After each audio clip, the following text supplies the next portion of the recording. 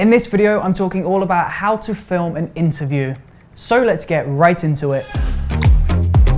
Hey, what's up? It's Chris from Brooker Films, and in today's video, I'm talking all about shooting interviews and some of the best practices that you want to follow when you're shooting an interview. Now, the first tip is to get the interviewer and the interviewee at the same level. If the interviewee is sitting down and the interviewer is standing up, then when you're filming the video, the interviewee, the person on camera, is going to be looking up there, and it's going to look really, really weird.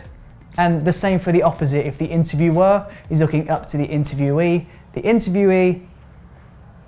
it's just going to look really awkward.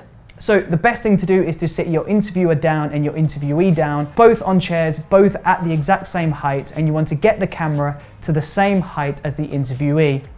You want to try and get the camera lens to the same point as the eye level. So if the person's eye line on camera is here, then you want to get the camera to this height. It's really important that you get the camera to the same height as the eye line, because otherwise you're going to be looking up to the interviewee or looking down at the interviewee.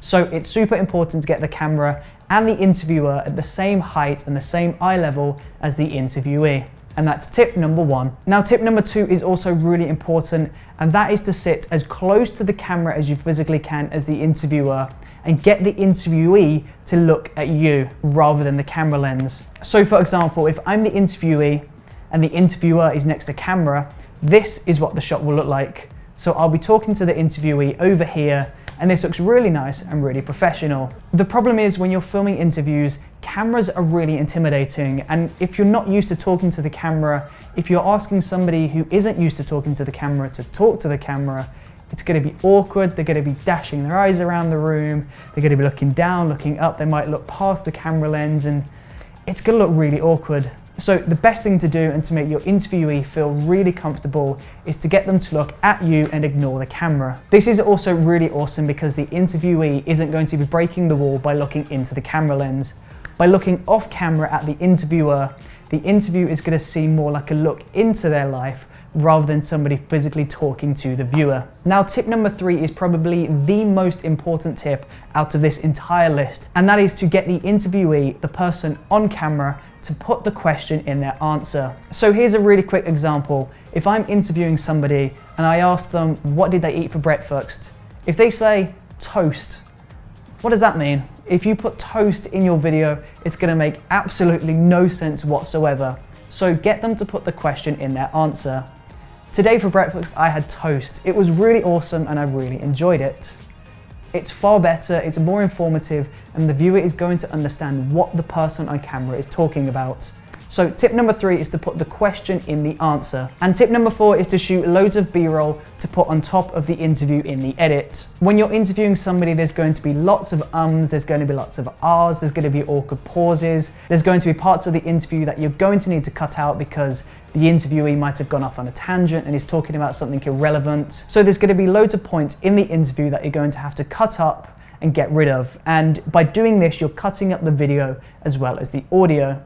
And if you don't have any GVs or any B-roll to hide these cuts, you're just going to have a long sequence of jump cuts, which works for YouTube videos when you're talking to the camera. But when you're shooting a professional interview, having jump cuts seems really unprofessional. So let's say you're interviewing a music artist, for example, and you're interviewing them about their new single.